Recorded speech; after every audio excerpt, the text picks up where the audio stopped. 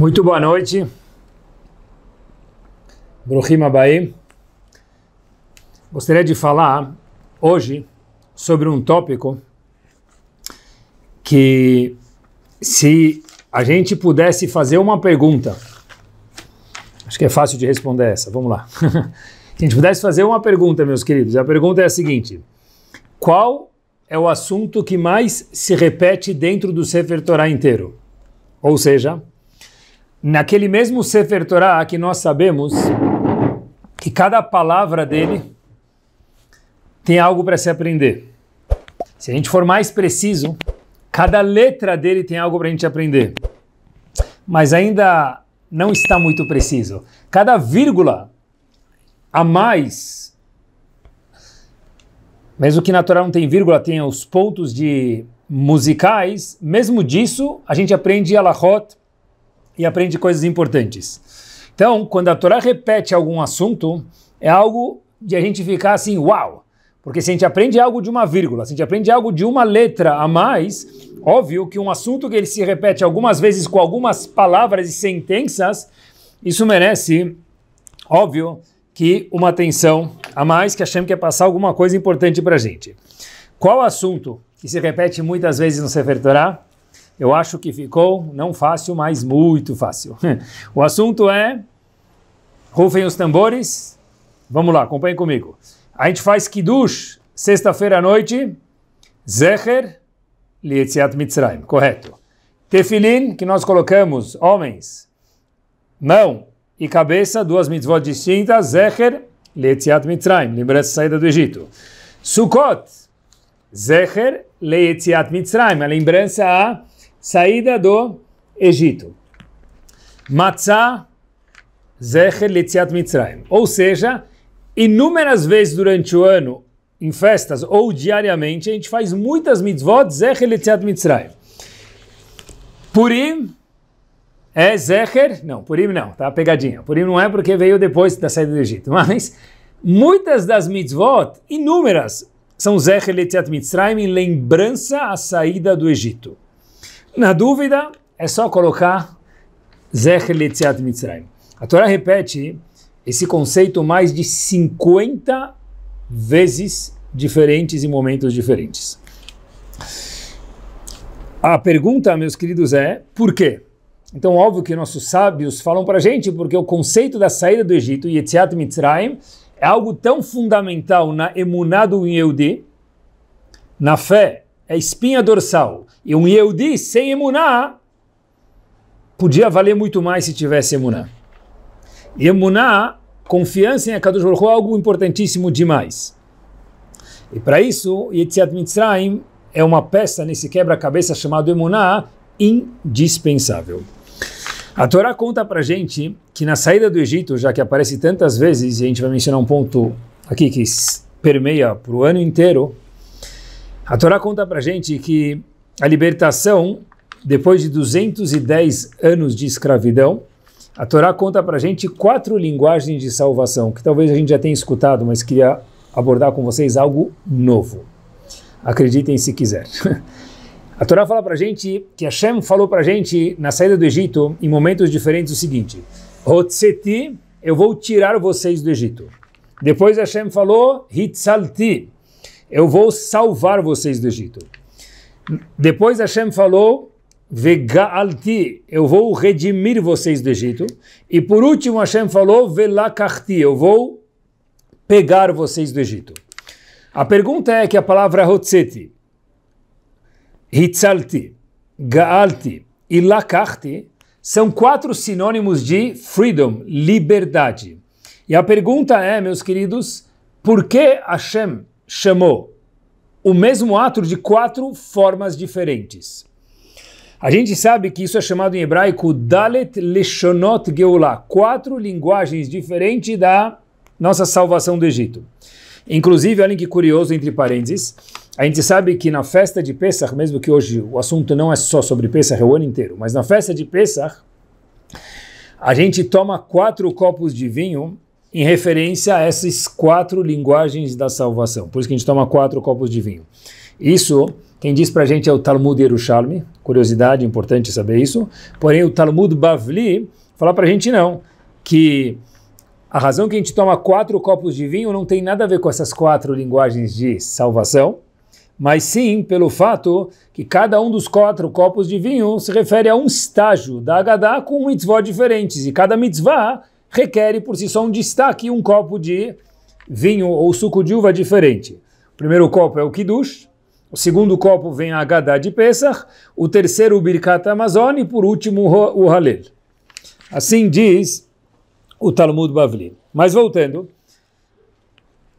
a pergunta é se teve um ato só de salvar o povo saiu uma vez do Egito, não saiu 4 vezes, porque a Torá fala para a gente de 4 formas diferentes: eu vou te salvar do Egito, eu vou te tirar do Egito, eu vou te redimir do Egito, vou... Habibi, c'est la même chose.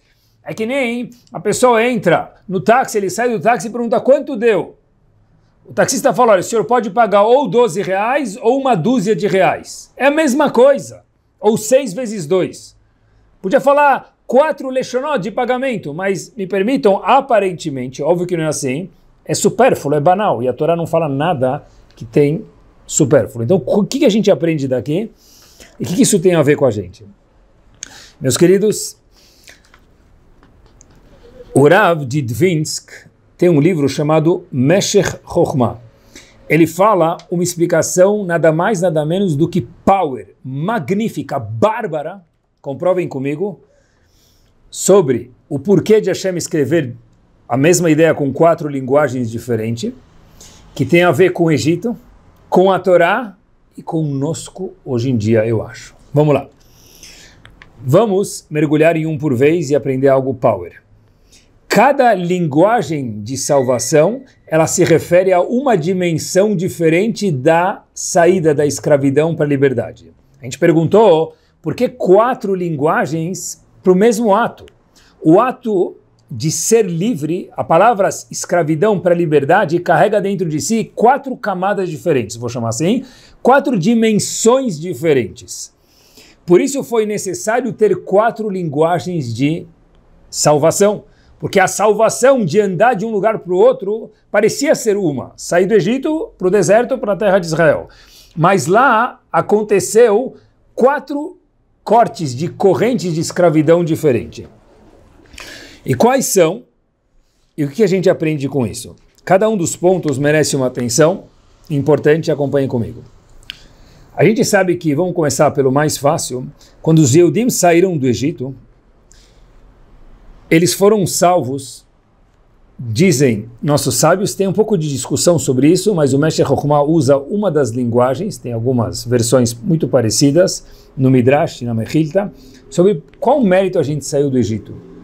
Então, a Mechilta, que é um tipo de Midrash, conta para a gente o seguinte: a gente teve 4 vitaminas que ajudaram com que Hashem tirasse a gente do Egito. Uma, que os Yehudim mantiveram seus nomes, não copiaram o nome dos egípcios. 2, que eles se cuidaram muito de não falar mal um dos outros, no português ou no hebraico, Lashon Hara. A terceira vitamina que eles tiveram, que Hashem gostou muito, é que eles falaram Lashon HaKodesh, eles mantiveram o dialeto hebraico dentro do Egito, entre si, um Yehudi com o outro. E por último, a quarta vitamina que eles tiveram, que apesar que o Egito era um lugar sexualmente muito imoral, o povo Yehudi foi muito firme quando se referia à moralidade sexual. 4 pontos, mantiveram os nomes, repetindo, não falar Lashon Hara um dos outros. Terceiro ponto, não mudar o dialeto. E 4, mantiveram-se íntegros no que se diz no contexto de sexualidade. E agora, vamos lá. Pessoal, quando um homem, uma mulher, um povo sai da escravidão para a liberdade, óbvio que o primeiro elemento, a primeira dimensão de liberdade, meus queridos, qual que é? A liberdade física. Acompanhem comigo. Liberdade física, essa é a mais óbvia. A gente sai do trabalho para a liberdade. Agora, qual que é a vitamina daquelas 4 que está relacionada com a liberdade física? Diz o Meshech Chochmah para a gente, Lashon Hara. O Lashon Hara, o fato de não falar Lashon Hara quer dizer que nós nos damos bem. Quando a gente gosta muito de alguém, a gente nem consegue falar mal dele. Uma vez que o povo se manteve unido, porque quando eu não falo mal do outro é porque eu gosto muito dele. Quando a gente está junto, não é sobre isso o Shurum, isso é óbvio, quando a gente está junto, ninguém consegue contra a gente. Então, a primeira liberdade é a liberdade física, e a vitamina que empurrou ela foi uma daquelas 4 que a gente trouxe, mais precisamente o fato dos Yehudim não falarem mal um dos outros durante os 210 anos de estadia do Egito. Quando nós somos indivisíveis, um povo só, forte, ninguém consegue contra a gente. Por isso que a gente foi salvo fisicamente. Agora, eu fiquei pensando o seguinte, hoje em dia, a gente saiu da escravidão, primeira dimensão é física, da escravidão para a liberdade. Agora acompanhem comigo. Fiquei pensando hoje em dia, o que isso tem a ver com a gente? A história já passou, Hazak Baruch, mas a Torá não é uma enciclopédia. Também é um livro que a gente vai saber a nossa história, mas o que isso tem a ver comigo, conosco, hoje, amanhã e agora? Nós, hoje em dia, não temos mais escravidão no mundo, é muito raro o conceito de escravidão. Já teve no mundo, mas hoje é uma coisa muito rara. É coisa de história do Brasil e do mundo, de prova para quem vai fazer vestibular, talvez, mas e para a gente? Queria olhar junto com vocês o seguinte. Pelo fato de sempre trabalhar com jovens, eu tenho esse privilégio, Baruch Hashem, e eu fico sempre pensando comigo mesmo, algo que eu acredito muito. Igual que um médico, ele precisa ir em seminários, o médico precisa estudar, mesmo que ele já fez faculdade, residência e terminou, dependente da especialização, ele para, viaja, estuda, vê o que tem de novo no mundo. Uma pessoa, quando ele é professor de Torá, quando ele é um Rav, também, a pessoa precisa estar lidando com as pessoas mudam e o mundo muda. A Torá não muda, mas as pessoas mudam. Então a gente precisa saber agora o que mudou no mundo e como atingir as pessoas de acordo com a verdade única da Torá. Sendo assim,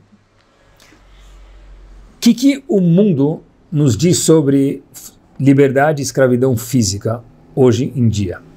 É o seguinte.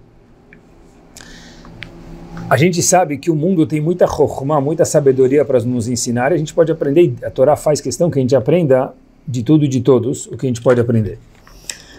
Meus queridos, se a gente for olhar para o mundo hoje, para psicólogos, psiquiatras, para pesquisas e olhar na rua, a gente vê que o índice de estresse hoje ele é muito acentuado, muito elevado. E a pergunta é por quê? A resposta é óbvia para qualquer pessoa, não precisa ser um grande estudioso para saber isso, hoje em dia a gente tem uma cobrança muito elevada, a nível de contas a pagar, a nível de estudo, nas yeshivot tem que ser sempre o melhor aluno, no business, se a pessoa não for muito bom em destaque, ele talvez é mandado embora, então a pessoa está sempre se cobrando demais.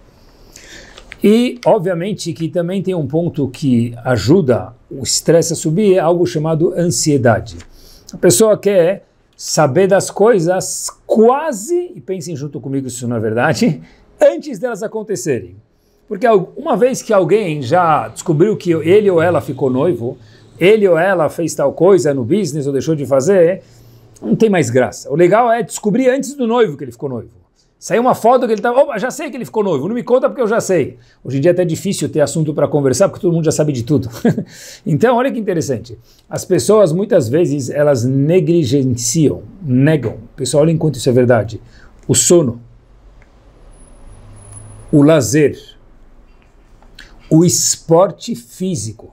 Fiz questão de pensar nesses exemplos e passar isso para vocês.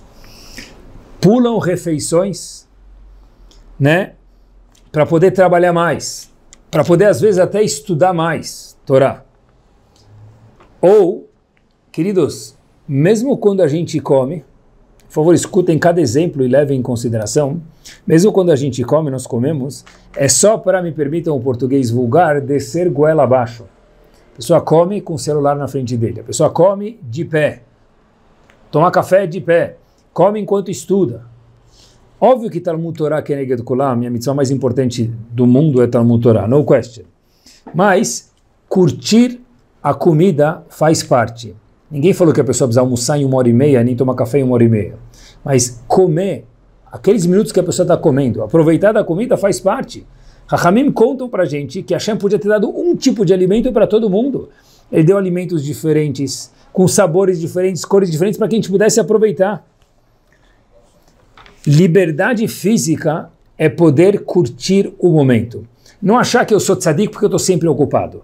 Não achar que eu sou bom porque eu estou sempre trabalhando, estou sempre em reunião. Pessoa que de vez em quando está no trabalho, olha para a janela, relaxa um pouquinho, respira fundo, toma um copo d'água, anda. Essa pessoa vai trabalhar melhor. Porque se eu estou melhor, eu trabalho melhor, um vai junto com o outro. Quando se fala de liberdade física, não é só soltar as algemas. Será que nós somos livres de verdade, pessoal? Será que a gente, sem querer, não acabou ficando ansioso demais, estressado demais, onde, já almocei em 3 minutos, peraí, eu já preciso olhar qual é o meu próximo task para fazer. O task vai esperar. Senta, 10 minutos para almoçar, curte o almoço. Tem um amigo do lado, conversa com ele, deixa o celular desligado, curte a comida, mastiga ela. Pessoal, tentem uma vez fazer isso, contem quantas vezes nós, estou falando comigo mesmo, mastigamos a comida. Olha, a gente tem muitos benefícios materiais no mundo. Uma vez eu vi um colega comprou um carro usado, e esse exemplo vale para muita coisa, acho que é uma grande lição. De repente, um tempo depois, ele vendeu aquele carro. A pergunta é, mas por que mal comprou, poucos meses depois já vendeu? Ele falou o seguinte, olha, comprou o carro usado mais uma vez, falou, olha, eu comprei o carro para me servir. O carro estava usado e as condições não estavam tão boas quanto eu imaginava. Por conseguinte, o que aconteceu? Ele acabou, em vez de o carro me servir, de tanto eu precisar consertar o carro, eu acabei servindo o carro. Pessoal, essa frase me marcou e eu espero que marque vocês para o bem. Tudo que Hashem deu para a gente é para que nos sirva. No momento que nós viramos escravos daquilo e não livres, que é o tópico de agora, aquele objeto, aquele bem, aquele valor, o que for, deixa de me servir e eu virei escravo. É uma coisa para a gente pensar, pode ser carro, pode ser celular, pode ser algum hobby, qualquer coisa. O hobby tem que ser para curtir, não para virar eu escravo daquilo. É muito interessante lembrar que nós somos livres desde a saída do Egito. A primeira camada é a física. A gente mesmo no estudo de Torá, é muito interessante isso. A pessoa está estudando uma Gemara, ou uma Mishnah, ou o que for, e qualquer coisa é maravilhoso, e tudo é maravilhoso no estudo de Torá. E a pessoa, olhem que interessante, ele estuda com a vontade, isso é bárbaro. Terminar, não parar no meio, isso é impactante, muito bonito. Porém, se a pessoa só estuda pensando em quando eu vou terminar, eu não sei se é isso que Hashem quer. Hashem quer que a gente termina, mas Hashem não quer que a gente curte cada linha de Gemara. Hashem quer que a gente curte cada palavra. Porque isso é liberdade, é curtir o agora. Não é sempre pensar, olha, quanto falta para mim terminar? Quanto falta para mim fazer? Peraí, quando terminar vai fazer o quê? Mas dá outra. Curte agora. Cada palavra é uma colher de chocolate do que a pessoa gosta. Tem que pensar assim. Olhem que interessante. Sabe que a Organização Mundial de Saúde, se a gente for procurar um pouquinho, quem gosta de estudar, sabe quando a gente vai pegar uma receita, alguma coisa para entregar para o seguro, para receber reembolso, ou alguma outra prescrição, vem escrito CID, C-I-D, aquela sigla de o que foi feito naquele procedimento, naquela consulta. Existe, hoje em dia, meus queridos, um CID, número 11, depois procurem no Rav Google, chamado burnout. A pessoa está queimada. Tem a ver com estresse. O mundo agora entende que isso é um tipo de doença. Não era, e virou algo que entrou dentro da nomenclatura de doenças, algo novo. A pessoa está... Burnout quer dizer, eu estou acabado em português. A gente precisa ter alguns recreios. Na escola tem o sinal de recreio. Nós, como seres humanos, a gente também precisa ter alguns recreios. Uma das coisas que mostra a nossa liberdade é poder fazer exercício físico. Eu sei que vocês não esperariam isso no shiur, mas eu acho que é muito importante falar isso, porque isso faz parte do ser humano estar bem. E quem está bem faz tudo bem. E quem não está bem não consegue fazer nada bem. Ginástica é um ótimo remédio. Exercício físico, isso mesmo. Depois que a gente se acostumar, é uma coisa maravilhosa. Na verdade, depende um pouco da frame of mind. Alguns precisam de um estímulo de um amigo, outros de um professor. Cada um do jeito que é mais fácil para ele, mais gostoso para ele. Em casa, na academia, no prédio, onde for. Mas precisa, pessoal. O corpo foi feito para ser exercitado e não parado. Isso é liberdade. Liberdade é poder correr, é poder exercitar. Cada um do jeito que gosta. Um é natação, o outro é ginástica, o outro é artes marciais. Mas alguma coisa todo mundo precisa fazer. O Rambam, inclusive, escreve que é importante que a pessoa exercite, já 1000 anos atrás. Mas a gente precisa estar saudável para poder exercitar, porque olha que interessante, vou contar algo curioso para vocês. Outro dia eu estava conversando com um jovem, estava explicando para ele qual a importância de fazer exercício. Precisa fazer exercício, Habibi. E aí ele falou, por quê? Eu falei, olha, cientificamente falando, muito simples. Na vista, porque você fica bem, mas cientificamente falando, porque está escrito que quando a pessoa faz ginástica, comprovado, o cérebro libera substâncias, como por exemplo a serotonina, e isso faz a pessoa ficar muito saudável, é um sentimento maravilhoso. É um sentimento que se equipara a algo desagradável, álcool, drogas, mas é de um jeito saudável, gostoso. A pessoa volta da ginástica, a pessoa volta, outra pessoa toma um banho, ele parece um leão. Está pronto para ter um dia completamente diferente e ensolarado, independente do clima. Estava falando para aquele jovem, estava tudo confiante que ia convencer ele. Aquele jovem falou o seguinte, olha, Rabino, vou contar para vocês. Ele falou o seguinte, olha, por que eu vou exercitar 1 hora para ter esse sentimento, se com 5 minutos virando algum copo de algum álcool aí, de qualquer coisa alcoólica, eu posso ter o mesmo sentimento? Bom, sempre tem o bom e o caminho do outro lado, né? Mas eu queria provar para vocês hoje que o primeiro ponto da liberdade do nosso povo na saída do Egito é liberdade física. E liberdade física, meus queridos, é o quê? É a pessoa poder e precisa parar, respirar, curtir o caminho daqui para o escritório, não precisa estar sempre respondendo e-mail no carro. Curte, põe uma música clássica, uma música que você gosta. Curte o caminho, curte a paisagem. A gente já foi tantas vezes para o escritório, para o trabalho e voltou. Se alguém perguntar para a gente, tem árvores no caminho? Talvez a gente nem saiba, a gente nunca nem prestou atenção. Talvez tenha lugares bonitos. Curte o caminho. Hashem quer isso da gente. A segunda liberdade, por isso tem 4 linguagens de salvação. A segunda dimensão, óbvio, que é a salvação espiritual que o povo teve no Egito.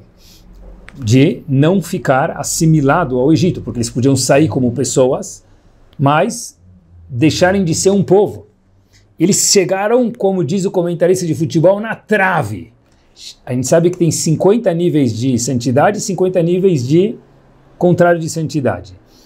Os Eudim, se chegassem no nível 50, já não podiam mais ser redimidos. Os Eudim chegaram, durante a estadia deles no Egito, no nível 49. Quase na trave chegaram lá. O que fez com que a gente não chegasse nos 50?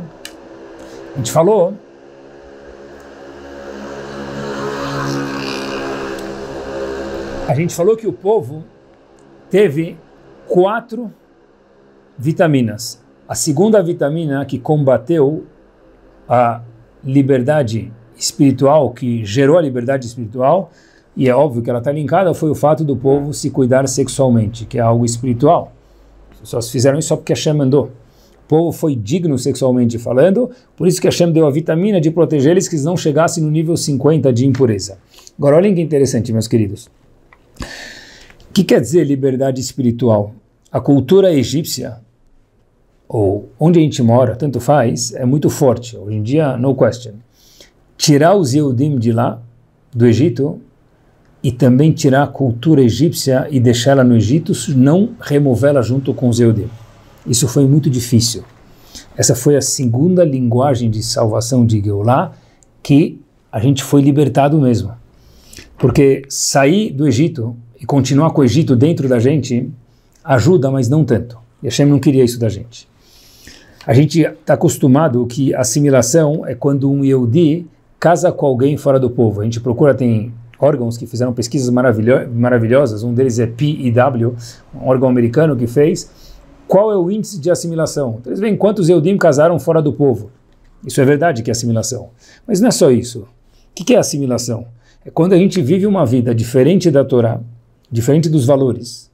Não porque a gente escorregou, porque todo mundo acerta e erra, isso é livre-arbítrio. Mas é que a pessoa se acostumou assim é normal, é o que a gente acha, infelizmente, muitas vezes. Então, na verdade, a gente acabou assimilando valores que são não o que Hashem quer.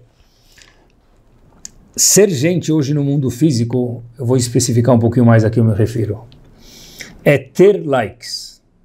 Para alguém ser gente no mundo, ele precisa ter uns likes. Ele precisa ter um monte de joias. Né? Quantos seguidores eu tenho? Quantas pessoas me curtem? 1.000 pessoas me curtem, 10 mil, 1 milhão. Uau. Entre parênteses, alguém me contou outro dia que dá para comprar seguidores. Pessoal, olha onde a gente chegou. O pessoal pode ir, quem a gente pode comprar milhas hoje em dia para vender, para usar, desculpa, para viajar, não para vender. A gente compra milhas ou vende milhas, tem companhias que fazem isso para poder viajar. Hoje em dia dá para comprar seguidores. Olha onde a gente chegou. Por que eu preciso comprar seguidores?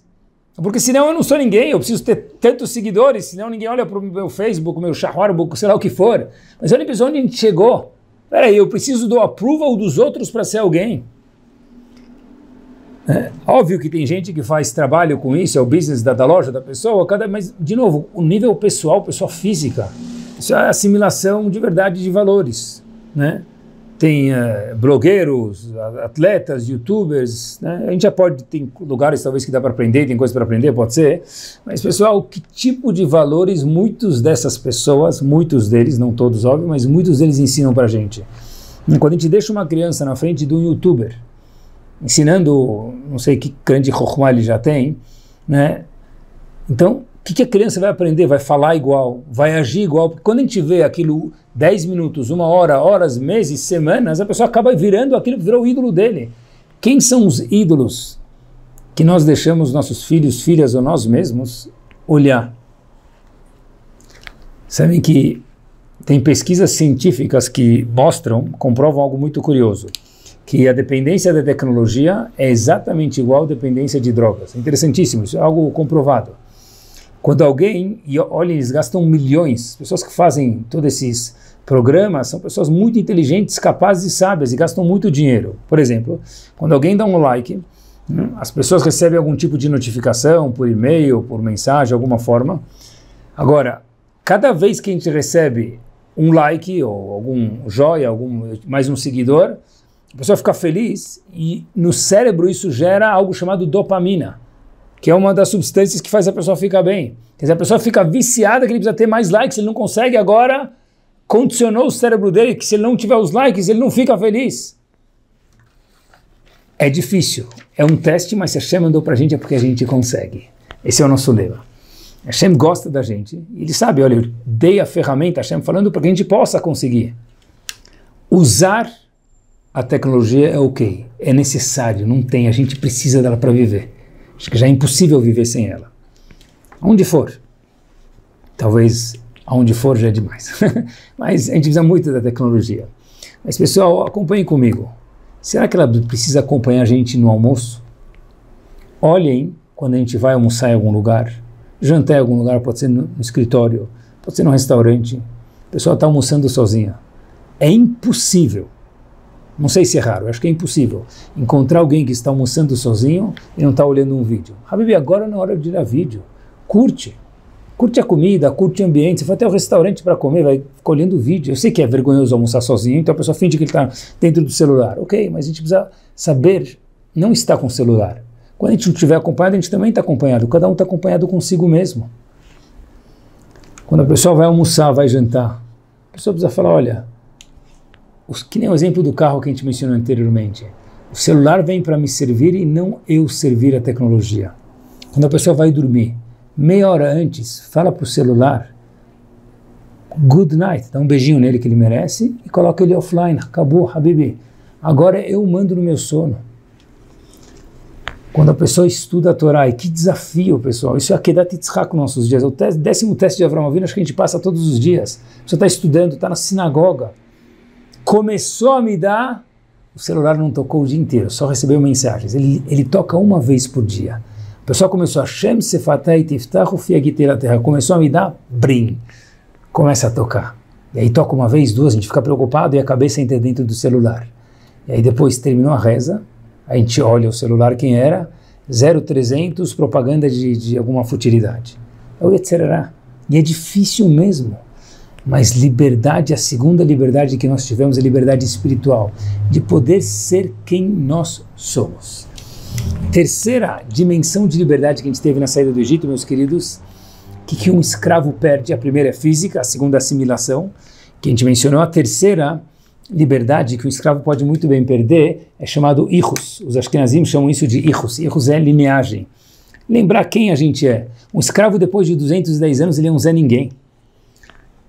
A terceira vitamina que nós tivemos no Egito é que os Yehudim lo shinu et shemam, não mudaram os nomes. O que isso tem a ver com lineagem? O fato é que os Yehudim mantiveram os nomes, eles mantiveram uma tradição, a gente não se perdeu.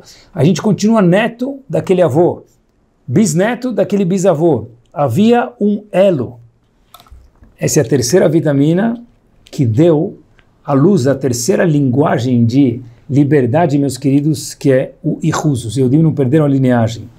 E aqui tem um ponto muito importante também.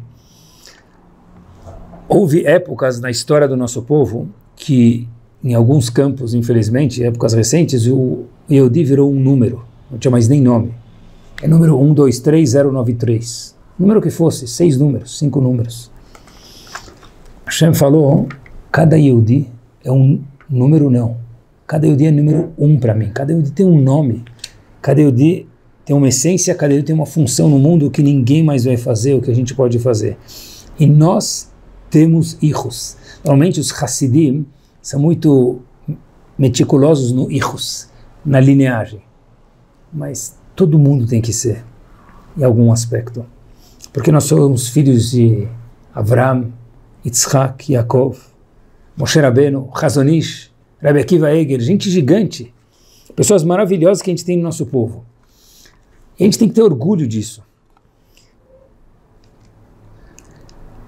Quando a gente tem, no século XXI, muitas coisas puxando a gente para caminhos diferentes, são muito atraentes, e a gente precisa estar preparado para essa jornada, eu acho que tem uma solução que ela é tiro e queda, e ela é muito importante que todo mundo tenha ela com ela.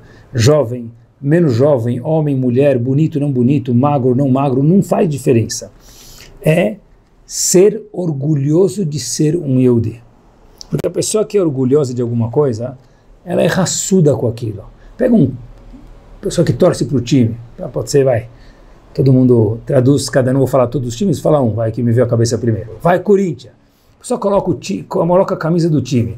Ele beija o emblema aqui que está na... Ele levanta a camisa, beija o emblema. É nós. A pessoa está... Sou da Gaviões, ou o time que for. Pessoal, quando a pessoa está orgulhosa, ele quase que voa com isso. E como se desenvolve um orgulho judaico? Em qualquer tipo de orgulho. A gente está falando de orgulhos positivos aqui, né? Especialmente orgulho judaico, que foi a terceira salvação que a gente teve, a terceira liberdade que a gente teve no Egito, meus queridos, que era qual?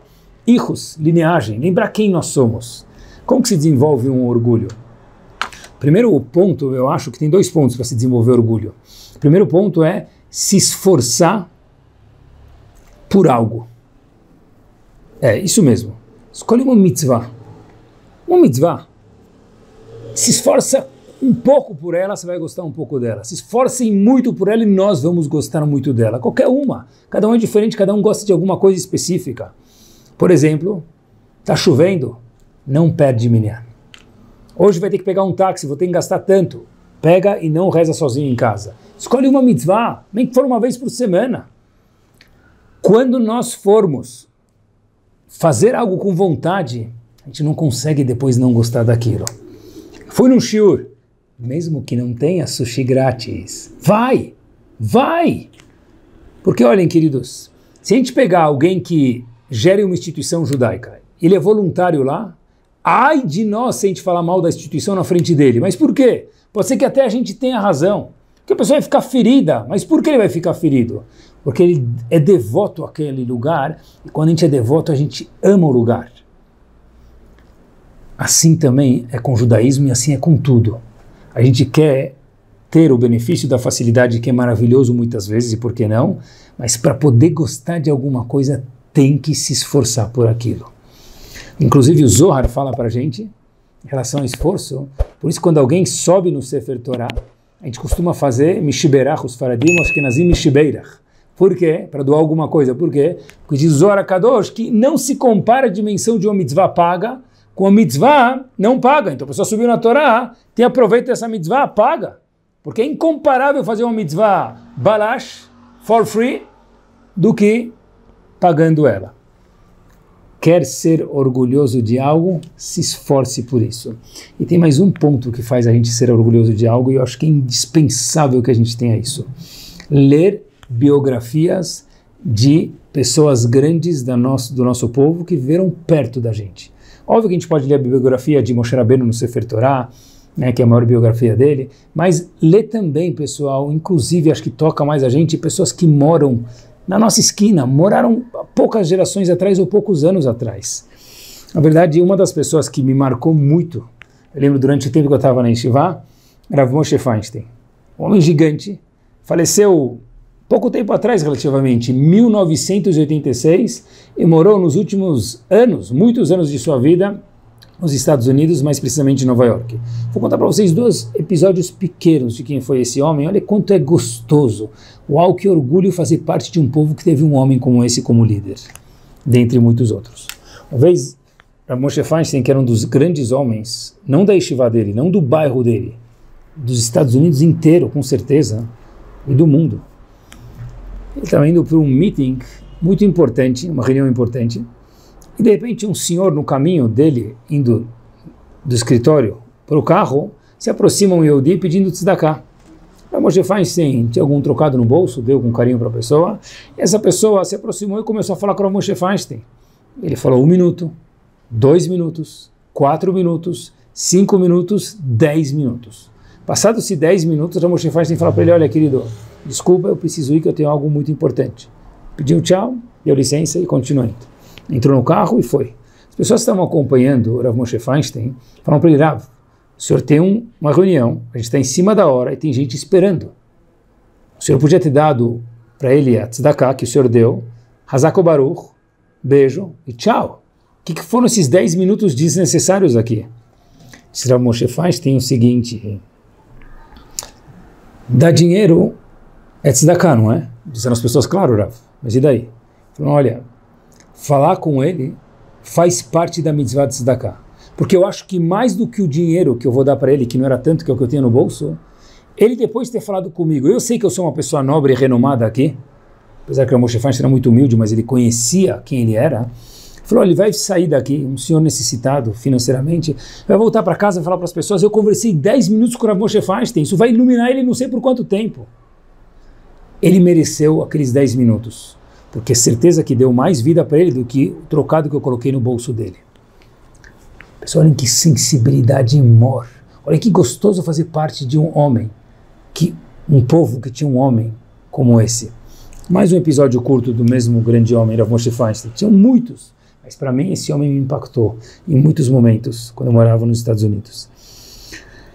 Ele era Rosh Yeshiva de Tiferet Yerushalayim, e havia um senhor, durante muitos anos, que Rav Moshe Feinstein era o Rosh Yeshiva, dessa Yeshiva, chamado Sr. Louis Friedman.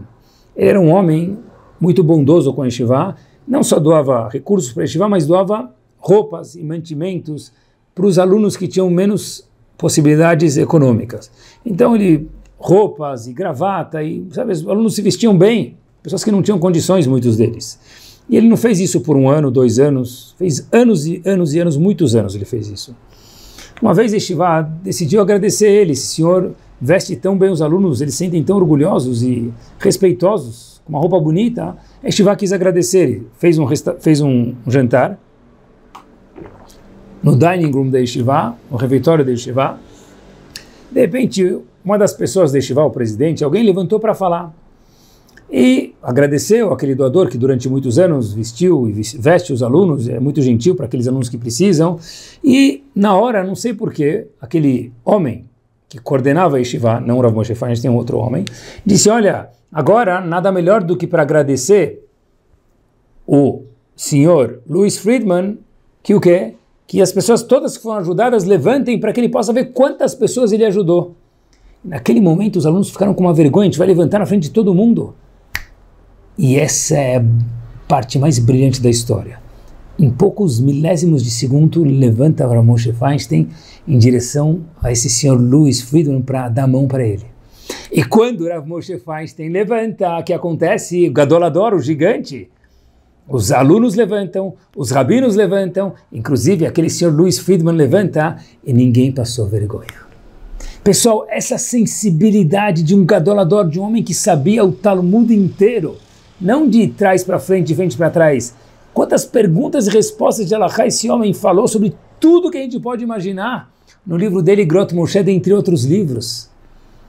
É incrível quanto é uma honra fazer uma parte desse povo. Como a gente fica honroso? Duas formas. Se esforçar por uma mitzvah. Qualquer coisa. O amor é diretamente proporcional ao esforço, para tudo na vida. Mitzvah também.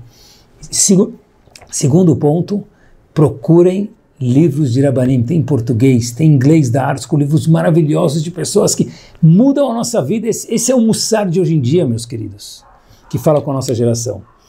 E por fim, para terminar, nesses poucos minutos, a gente teve 4 linguagens de Geulah. A primeira foi física, a gente mencionou. A segunda foi espiritual. A terceira foi que o escravo normalmente perde aquele sentimento de fazer parte de uma corrente, e o nosso povo não perdeu. E o quarto, a quarta salvação, liberdade que nós tivemos lá, foi o seguinte: depois de ser escravo de 210 anos, a gente cansou. E a gente falou, olha, a gente nunca mais vai ser salvo. Podia ter passado pela nossa cabeça esse sentimento, e alguns tiveram sim esse sentimento. 80% do povo achou que não ia sair do Egito, e 80% do povo ficou no Egito. Todos aqueles que saíram, que chegaram no Har Sinai, eram 20% do povo. 80% do povo teve o que a gente chama em hebraico de Yeush, give up, eu desisto. Diz o Meshech Chochmah, a quarta vitamina que fez com que a gente, olha como encaixa tudo perfeitamente, meus queridos, fez com que a gente saísse do Egito, sem Yeush, aqueles 20%, sem desistir, com esperança, com Hatikva. Qual que era? Que eles não mudaram o Lashon HaKodesh deles. A gente falou que teve 4 vitaminas, uma delas é que eles não mudaram o dialeto. Por quê? Porque eles acreditavam que aquele dialeto eles levavam eles para um lugar maior. Levou eles para o Har Sinai. E no Har Sinai, a Torá foi dada em hebraico. Eles sabiam que tinham esperança de alguma coisa maior mais para frente. E no século 21, o que isso tem a ver com Yeush, com give up, com desistir? A verdade é que a gente já cansou muitas vezes, pessoal, às vezes cansa. Falam, todo final de Shur, Bimherá be'amenu, que Mashiach veio em breve. E cadê esse tal de Mashiach que não chega? Que venha a Geulah, venha a salvação. E cadê ela, meus queridos? Leshaná aba'ah b'Yerushalayim habruyah. O ano que vem em Jerusalém, quantas festas, quantos Pesach, quantos Bar Mitzvot, casamento, a gente não termina com essa música. E cadê esse ano que vem? Verdade, pergunta difícil. Tanta coisa já passou. Nós passamos como um povo, pessoa jurídica. E nós, cada um de nós, pessoa física, tem seu pekele. Quantas coisas a gente escuta e cada um de nós tem as dificuldades dele. E a gente sempre fala, que a gente tem uma mitzvah, uma obrigação de ansiar pela Geulah, pela salvação. Mas cadê? Aonde? Hashem já brincou tanto de esconde-esconde com a gente que a gente já procurou e até hoje não chegou. É difícil. Mas eu fiquei pensando e com isso a gente termina, meus queridos. O fato que nós estamos aqui hoje é impossível cientificamente, matematicamente, qualquer outro ente socialmente, geograficamente, que nós estivéssemos aqui. Porque aonde nós brincarmos no mapa mundi e colocarmos o dedo, já teve algum massacre, alguma perseguição de algum grupo de Yehudim. E se a gente fosse olhar 10 séculos atrás, ou 20, ou o que for, pessoal, quem diria que o povo judeu estaria aqui? Aonde? Em qualquer um dos 6 continentes do mundo. É algo absurdo isso. É algo impossível. É verdade. Naturalmente, c'est impossible. That's impossible. Porém, nós não somos um povo natural. Nós somos um povo acima da natureza. E nós somos cabeça dura, no bom sentido também. Certeza. Tem um passuco no Sefer Torah que está escrito Banim lo emun bam. A tradução livre e óbvia desse passuco é: poxa vida, Hashem diz, Banim, vocês são meus filhos, vocês não acreditaram em mim? Mais uma vez, uma explicação maravilhosa que se refere à nossa geração, que está no finzinho, e quando é mais no fim é mais difícil. Banim, meus filhos, lo emun bam, não acreditam cada um em si próprio, porque se a gente acreditasse um pouquinho mais, a gente soubesse, eu falo comigo mesmo, o nosso valor, quanto vale uma mitzvah no século XXI? Ela vale bilhões, porque o teste é maior, porque quanto mais no fim do túnel, mais escuro fica. E a gente fala, luz no fim do túnel, cadê a luz? Quando mais a gente entra no túnel, a gente olha para trás, não tem luz, e para frente a gente ainda não vê a luz. Fazer qualquer mitzvah na nossa geração é algo estrondo. A gente passa batido. A gente fala, é normal, todo mundo reza, todo mundo... Pero que não é todo mundo. E se fosse, hoje o teste é tão difícil, queridos. Banim lo emun bam, Hashem diz para a gente, meus filhos, não esquece de acreditar, cada um no potencial gigante, se autovalorizar por cada mitzvah. Não pode ter Yehush, give up on Yehudi. A gente faz o Shema Israel todos os dias, dia e noite, hino nacional do povo Yehudi, óbvio, Shema Israel Adonai Eloheinu Adonai Echad. Nós colocamos as mãos, a mão direita nos olhos e falamos Shema. Leigo, não leigo, homem e mulher. Lesh, why, por quê? Ah, assim, não é assim. O Shulchan Aruch diz para a pessoa não se desconcentrar, ele fecha o olho para não se desconcentrar. Mas, queridos, por que a gente coloca a mão no olho e fecha os olhos? Tem outra explicação fora, óbvio, que é a explicação importante do Shulchan Aruch que a gente menciona agora, para a pessoa não se desconcentrar por essa frase que é tão importante, é o seguinte: nós fechamos os olhos, e a gente fala até em português isso, olha, eu acredito no meu médico de olhos fechados, eu acredito no meu gestor financeiro, cuidado, hein, de olhos fechados.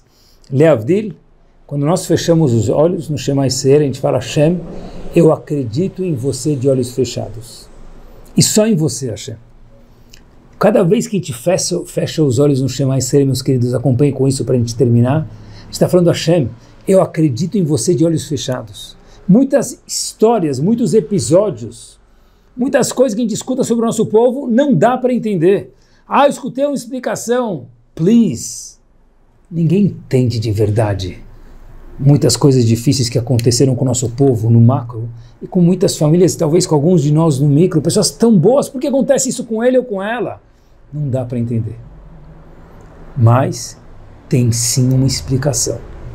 Quando a gente fala o Shema Israel, ele fala, Hashem, eu não entendo. Eu fecho os olhos porque para mim poder acreditar em você, Hashem, você é muito maior do que eu, por isso que você é Hashem, eu sou ser humano. Se a gente entendesse tudo o que Hashem faz, nós seríamos também Hashem. Então é difícil, mas essa é a dimensão de Hashem e tudo tem um porquê, mesmo que a gente não sabe a razão desse porquê agora. Fechar os olhos e falar, Hashem, é outro Shema Israel, é outro. Hashem, eu acredito em você de olhos fechados. E a gente tem que lembrar que tudo tem uma razão d'être no master plan de Hashem. Quando o Mashiach chegar, Leshanah Abá não, amanhã, não se espera o ano que vem. É o ano que vem nessa data, quer dizer amanhã já. Que a gente possa comemorar e a gente vai ver o Bet HaMikdash, meus queridos. E no Bet HaMikdash vai ter muitas paredes lá, muitas pedras. Paredes são compostas de pedras, de fileiras de pedrinhas, de tijolos. E um tijolo vai estar escrito, esse é o minyan que tal pessoa se esforçou para ir. Esse é o minyan que aquela mulher se esforçou para se vestir um pouquinho melhor de Kontzinyut. Essa pedra aqui se refere ao esforço daquele jovem que foi lá e se esforçou para ajudar um outro amigo. Essa pedra, o esforço daquela mulher que se esforçou para na casa manter a paz. A gente vai ver um monte de pedras e cada pedra vai brilhar e a gente vai falar, oh, essa é minha mitzvah. E esse vai falar, aquela é minha mitzvah. E quanto maior o esforço, maior a pedra. Nós construímos o nosso Beit HaMikdash. 4 linguagens de salvação. Física, espiritual, hijos, estar ligado com a lineagem. E por último, don't give up, Yeush. As 4 vitaminas, cada uma correspondente a elas.